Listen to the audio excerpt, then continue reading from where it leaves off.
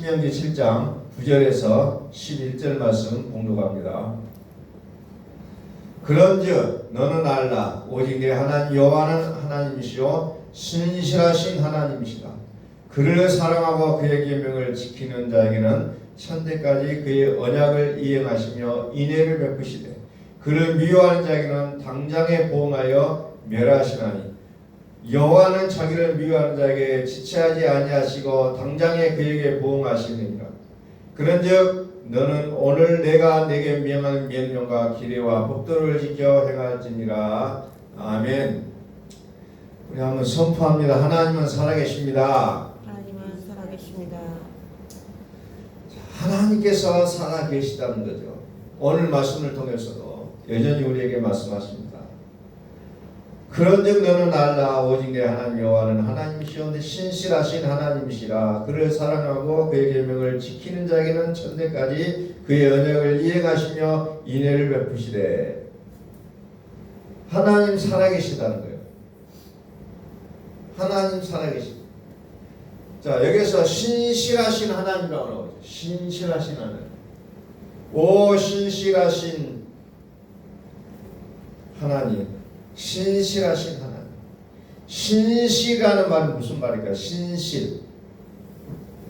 구약 성경에는 신실이라는 단어를 아만이라고 표현되어 있어요. 아만. 확실하게 하다. 충실하다. 그래서 확실하다는 것을 강조할 때 신실하다고 했어요. 오늘 신약 성경에는 그것을 뭐라고 얘기합니까? 아만. 아멘이라고 합니다. 아멘. 아멘 하나님. 아멘. 아멘이라고 표현되고 있어요. 확실히 믿습니다. 히브리서 11장 1절 믿음은 이렇게 얘기하거든요. 믿음은 신약 성경에 보니까 이것을 피스티스라는 단어를 써요. 피스티스. 우리 영어로 하면 뭐 피스 뭐 이런 얘기겠죠. 거의 비슷한 단어들이 많아요. 피스티스. 이것 또한 무슨 말이냐면 신실하다, 확실하다는 그런 뜻을 갖고 있다는 겁니다. 믿음이라는 것은 확실하다는 거예요. 그냥 믿는 거 아니에요.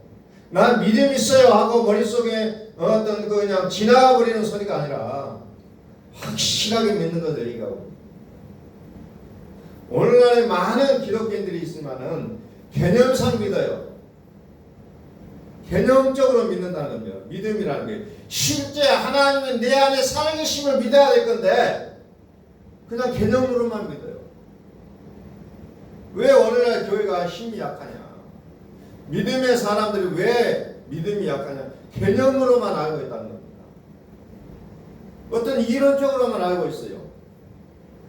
성경은 이론을 알아가 아니라 확실하게 너의 삶 속에 내가 살아있다는 것을 하나님은 강조하고 계신다는 겁니다. 그러니까 하나님께서는 늘 말씀하시는 뭐라고 합니까? 내 삶을 두고 맹세하노니 그래요. 그냥 말씀하시지 않아요. 내 삶을 두고 맹세하신다고 얘기합니다. 그러면서 말씀하십니다. 내 삶을 두고 맹세하노니. 이제 구체적으로 그런 부분들을 좀 다뤄볼 거예요. 예레미야서 31장. 예레미야 31장 31절. 그래서 한 살아계신 하나님께서, 신실하신 하나님께서 말씀하십니다. 보라, 날이 이르리니 내가 이스라엘 집과 유다 집에 새 언약을 맺으리라. 하나님이 살아계시니까 무엇을 언약을 맺겠다는 거예요. 언약을 맺겠다. 이 언약은 내가 그들의 조상들의 손을 잡고 애굽 땅에서 인도하여 내던 날에 맺은 것과 같지 아니할 것은 내가 그들의 남편이 되었어도 그들이 내 언약을 깨뜨렸습니다. 여호와의 말씀이라. 옛날에 언약을 했지만은 그 백성들이 깨뜨려봤다. 지금 내가 하는 언약은 그때와는 다르다. 그래서 이 33절에 뭐라고 얘기합니까? 33절에 그러나 그날 후에 내가 이스라엘 집과 맺을 언약은 이러하니 곧 내가 나의 법을 그들의 속에 두며 그들의 마음에 기록하여 나는 그들의 하나님 되고 그들은 내 백성이 될 것이라. 이제는 어떤 돌판에다 새기는 그런 정도의 언약이 아니라 어디에다 새겨? 너의 마음에다가 새겨버리겠다는 거예요. 옛날에 너희들은 이마에다가 막 글씨를 파버렸어요. 얼굴에다 글씨를 파버렸어요. 옛날에 너희들은. 그러나 그것도 마음이 변질된다는 거죠. 그래서 하나님께서는 이제 어디에다가 언약을 새겼다? 마음에다가 새겨버렸다는 거예요. 마음판에다가. 돌판에다가 새기는 것으로 끝나는 것이 아니라 마음판에다가 새겨버리겠다는 거예요. 마음판에다가.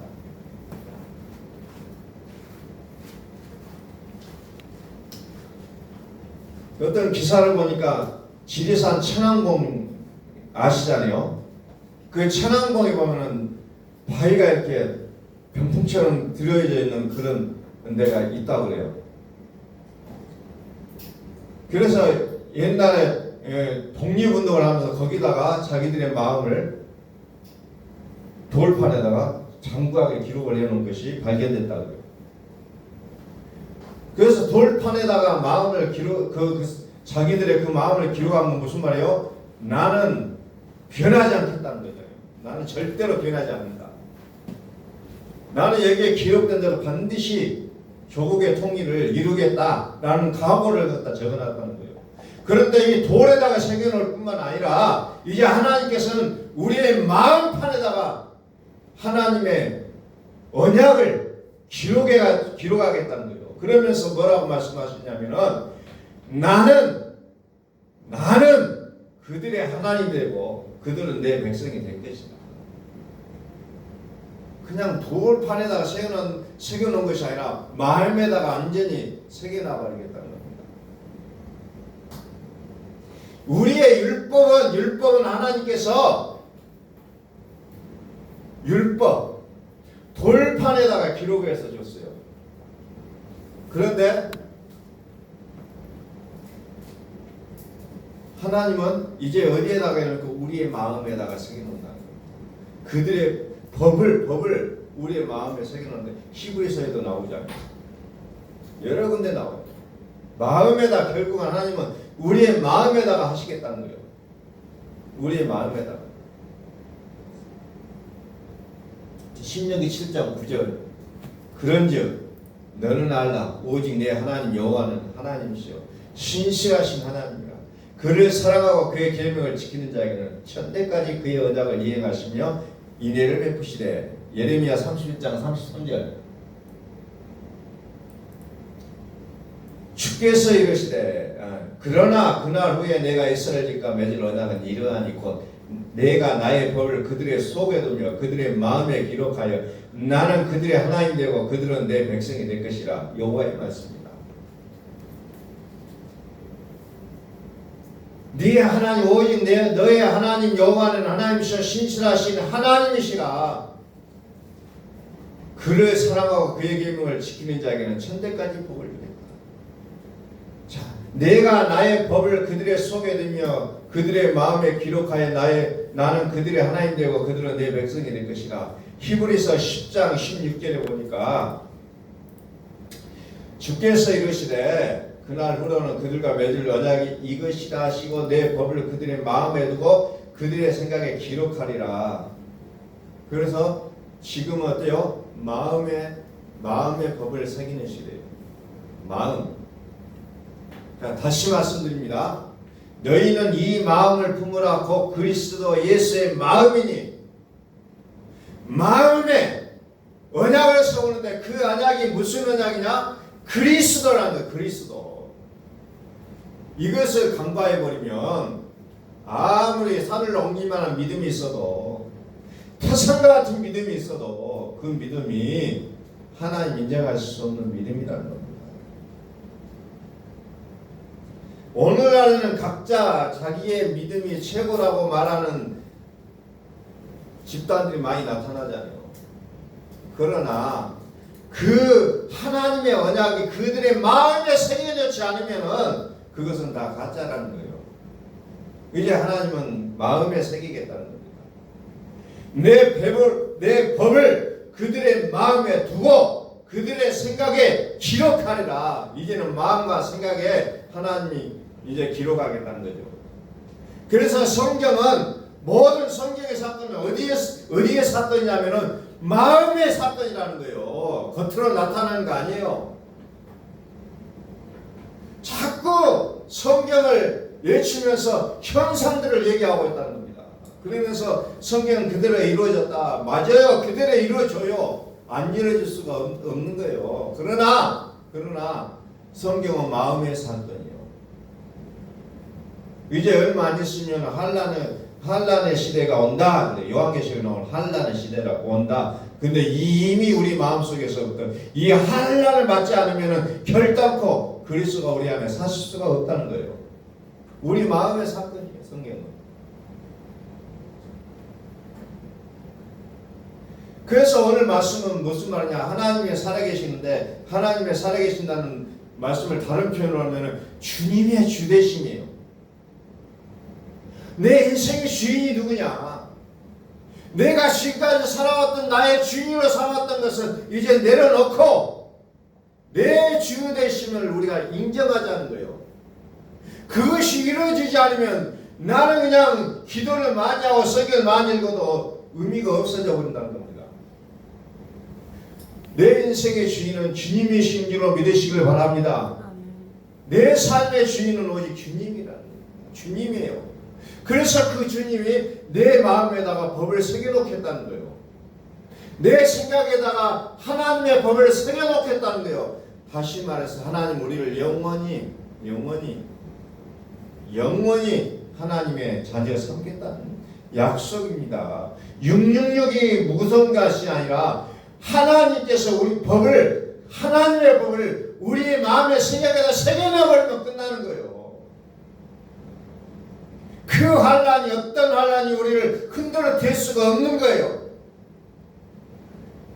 그래서 로마서 8장에서 우리에게 뭐라고 약속하죠? 로마서 8장 한번 펴봐요. 로마서 8장 31절. 조금 더 내려봐요. 자, 33절. 누가 능히 하나님께서 택한 자를 고발하리요? 의롭다 하신 이는 하나님 주신 누가 정죄하리요? 34절. 죽으실 뿐만 아니라 다시 살아나신 이는 그리스도 예수시니 그는 하나님 우편에 계신 자여 우리를 위하여 강구하시는 자시니라. 35절. 누가 우리를 그리스도의 사랑에서 끊으리요? 환난이나 공고나 파괴나 기근이나 적신이나 위험이나 칼이라. 이것이 요한계시록에 보면 환난 시대를 얘기하고 있어요. 다 나오고 있어요. 환난의 시대에 보면. 자, 36절. 기록된 바 우리가 정의를 주를 위하여 죽임을 당하게 되며 도살당할 양같이 여김을 받았나이다 함과 같으니라. 그러나 이 모든 일에 우리를 사랑하시는 37절. 사랑하시는 이로 말미암아 우리가 넉넉히 이기느니라. 아멘. 넉넉히 이긴다는 거예요. 자, 38절. 내가 확신하노니 사망이나 생명이나 천사들이나 권세자들이나 현재이나 장래이나 능력이나 높음이나 기쁨이나 39절. 다른 어떤 피조물이라도 우리를 우리 주 그리스도 예수 안에 있는 하나님의 사랑에서 끊을 수 없으리라. 아멘이요. 어떤 환난의 시대가 와도 이제 하나님께서 우리 마음에 법을 새겨놓은 이상 그 어떤 것도 그리스도 예수의 안에 있는 하나님의 사랑에서 끊을 수 없다라고 하나님 못을 박아놔버린다는 겁니다. 그러니까 그 환난의 시대는 우리에게 어떤 의미도 주어지지 않습니다. 그 어떤 의미도 없어요. 왜? 이기느니라 그랬잖아요. 이기느니라. 우리의 대장 되신 그리스도께서 우리의 앞장서서 그 이한 칼이라고 하나 예리한 칼을 들고 적들을 물리쳐 주시니 우리는 어떤 어려운 어떤 것도 우리를 그리스도의 사랑에서 끊어낼 자가 없다는 것을 성경은 말씀하고 있다는 겁니다. 그런데 어때요? 이 그리스도가 존재하지 않는 자들은 그게 두려움의 대상으로 나오게 돼 있다는 겁니다. 그리스도. 너희는 이 마음을 품으라고. 그리스도 예수의 마음이니. 그리스도 예수의 마음. 결국 이 시대에, 도래하는 시대에 우리가 살아갈 수 있는 유일한 것은 그리스도 예수밖에 없다는 겁니다. 그분은 죽으실 뿐만 아니라 다시 살아나신 자라고 얘기하고 있잖아요. 죽음을 이기신 자요, 모든 환난을 이기신 자, 그분을 우리는 그리스도라고 얘기하고 있다는 겁니다. 전도서 12장 13절. 이 일의 결국을 다 들었으니. 13절.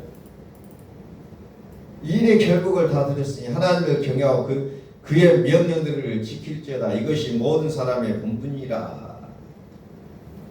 결국은 이 일의 결국을 다 들었다. 근데 하나님을 경외하고 그들의 명령을 지킬지어다. 이게 뭐요? 주님의 주되심을 인정하는 것밖에 없다는 겁니다. 결론은 모든 경험을 해보니 결국 뭡니까? 주님의 주되심을 인정하는 것밖에 없다는 거죠. 하나님은 모든 행위와 모든 은밀한 일을 선악간에 심판하신다. 전도서 12장 2절. 자, 2절. 해와 빛과 달과 별들이 어둡기 전에 비 뒤에 구름이 다시 일어나기 전에 그리하라. 해, 빛, 달, 별 이런 것들은 다 없어질 것들이에요. 이것들이 사라지기 전에 주님의 주되심을 인정하라는 겁니다. 결국 산을 갔었다면 해나 달이 더 이상의 존재 의미가 없다겠잖아요. 오직 전능하신 이와 어린 양만 있다고 했잖아요. 그게 요한계시록 22장의 내용 아니에요? 다 어떻게 보면 허상이에요, 허상. 이 땅에서 이게 절대적으로 필요해요. 그러나 그게 영원하지 않는다는 겁니다. 에스겔서 1장 28절. 에스겔서 1장 28절. 그 사방 광채 모양은 비 오는 날 구름에 있는 무지개 같으니 이는 여호와의 영광의 형상의 모양이라 내가 보고 엎드려 말씀하시는 이의 음성을 들으니라. 그렇잖아요. 여호와의 영광이 비 오는 날 구름에 있는 무지개 같다 이렇게 얘기하잖아요. 무지개다 이렇게 말 않습니다. 무지개 같다. 무지개가 아니라는 거예요. 그럼 무지개가 무슨 얘기냐면 언약이잖아요. 언약. 그래서 거기에 엎드려 말씀하신 이의 음성을 듣게 된다는 겁니다. 그냥 그런 것은 어찌 보면 하나의 어떤 주님을 만나기 위한 보조적인 역할을 하고 있는 거예요. 나 이제 무지개에 대해서도 다시 한번 제가 구체적으로 말씀을 드릴 거예요. 언약 앞에 언약을 음성을 듣는다. 그래서 이 땅에서 모든 것을 전도서 12장 8절 보니까 전도자가 있거든 헛되도다 모든 것이 헛되도다 이렇게 평을 내리고 있는 거예요. 전도서 1장 14절은 내가 해 아래서 행하는 모든 일을 보았노라 보라 모두 다 헛되어 바람을 잡으려는 것이로다. 그래서 우리는 바람을 잡는 인생을 너무나도 중요하게 생각하고 살아가고 있다는 거예요. 다시 일의 결국을 다 들었으니 하나님을 경외하고 그 명령들을 지킬지어다. 이것이 모든 사람의 본분이라. 하나님은 모든 행위와 모든 은밀한 일을 이제 선악간에 심판하시리라.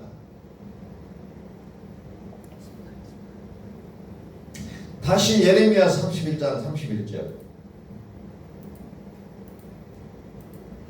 예레미야서 31장 31절. 여러분들이 이제 이런 것은 좀 외우기가 좋으니까 여러분들 좀 기억을 하셔야 돼요. 예레미야 32장 31절에 뭐가 나왔더라. 여호와의 말씀이니라. 보라, 날이 이르르니 내가 이스라엘 집과 유다 집에 새 언약을 맺으리라. 새 언약을 맺으리라. 33절. 그러나 그날 후에 내가 이스라엘 집과 맺을 언약은 이러하니 곧, 자, 잘 들으세요. 내가 나의 법을 그들의 속에 두며 그들의 마음에 기록하여 나는 그들의 하나님 되고 그들은 내 백성이 될 것이라. 여호와의 말씀이라. 35절. 여호와께서 이와 같이 말씀하시니라. 그는 해를 낮에 빛으로 셨고 달과 별들을 밤에 빛으로 정하셨고 바다를 뒤흔들어 그 파도로 소리치게 하나니 그의 이름은 만군의 여호와니라. 아멘. 해, 달과 별, 이것을 낮과 밤에 주셔서 주셨다는 거죠. 또 바다를 뒤흔들어 그 파도로 소리치게 하셨다. 그 모든 것을. 그러니까 이 해, 달, 바다 이렇게 말하는 건 뭐냐? 모든 만물의 주인은 만군의 여호와라는 것을 얘기하고 있잖아요. 모든 만물의 주인은 만군의 여호와고 우리의 인생의 주인도 만군의 여호와라는 거예요. 이것을 인정하지 않으면 아무리 큰 믿음을 갖고 있어요. 산을 옮길 만한 믿음이 있고 타산 같은 믿음이 있고 죽은 자도 살리는 믿음이 있을지라도 하나님과는 상관이 없는 것들이라는 거예요.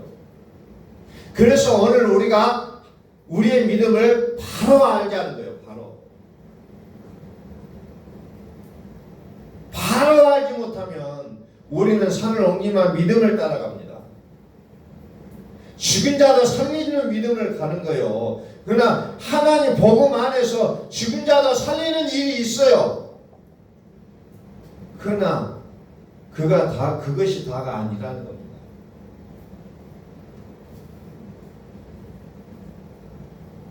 그것이 다가 아니라는 거예요. 우리는 복음으로 살아야지 복음주의로 사는 거 아니에요. 그런데 복음주의로 사는 것과 복음으로 사는 것과는 엄격하게 다르다는 거예요. 그 내용을 우리가 반드시 아셔야 됩니다. 믿는 것처럼 사는 것이 아니라 믿음으로 사셔야 되는 거예요. 믿는 것처럼 사는 게 아니에요. 믿음으로 사셔야 된다. 복음적으로 사는 것이 아니라 복음으로 사셔야 된다는 거예요. 우리는 말 한마디 한마디에 그 뜻을 분명하게 아셔야 된다는 거예요. 흉내만 내지 말고 착각하지 말라는 거예요. 그냥 믿자는 겁니다. 그냥 믿자는 거예요. 오늘 우리의 삶 속에서 내가 주인 삼는 모든 것을 내려놓고 이제 주님을 나의 인생의 주인으로 받아들이는 것. 우리는 믿음을 단순하게 해서 믿을 필요가 있다는 거예요.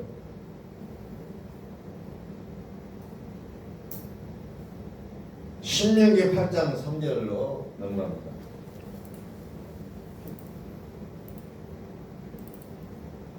지금 말씀들이 어떻게 보면 계속해서 반복되어지는데 왜냐? 듣긴 들었어도 내 삶이 되지 않기 때문에 계속해서 들려드린 거예요. 신명기 8장 3절 너를 낮추시며 너를 줄이게 하시며 또 너도 알지 못하며 내 조상들도 알지 못하던 만나를 내게 먹이신 것은 사람이 떡으로만 사는 것이 아니라 여호와의 입에서 나오는 모든 말씀으로 사는 줄을 네가 알게 하려 함이라. 너를 낮추시며 너를 줄이게 하시며 뭔 말이에요? 너의 삶에 지금 어떤 것을 만나고 있느냐?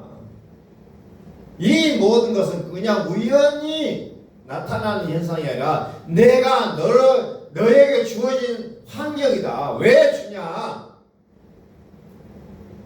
사람이 떡으로만 사는 것을 아는 것으로 끝내는 것이 아니라 더 나아가서 여호와의 입에서 나오는 모든 말씀으로 사는 것을 네가 알아야 되기 때문에 우리의 모든 삶의 모든 것들을 만들어 주시는 거예요. 거기에서 우리는 주님의 주되심을 인정하지 않으면 또 다시 반복되는 사건을 우리는 만날 수밖에 없다는 거예요. 먹고 사는 문제는 하나님께 달렸어요. 이거 다 그리고 어때요? 그리고 우리의 삶은 먹고 사는 것으로만 사는 것이 아니라 하나님의 말씀으로 사는 것까지도 알아야 된다는 거예요. 먹고 사는 것은 세상 사람들도 다 알아요. 그러나 믿는 사람에는 또 어떤 삶이냐? 하나님의 말씀으로 사는 것이 있다는 거예요. 이것까지 알아야 된다는 거예요. 다시 말씀을 정리하면 먹고 사는 문제도 하나님께 달려있지만 모든 삶은 하나님의 손 안에 있다는 거예요. 이것은 하나님께서 친히 연출해 가신다는 겁니다. 우리의 영혼의 감독자 되신 하나님이 우리의 모든 것을 준비하시고 예비하시고 그것을 만들어 가신다는 거예요.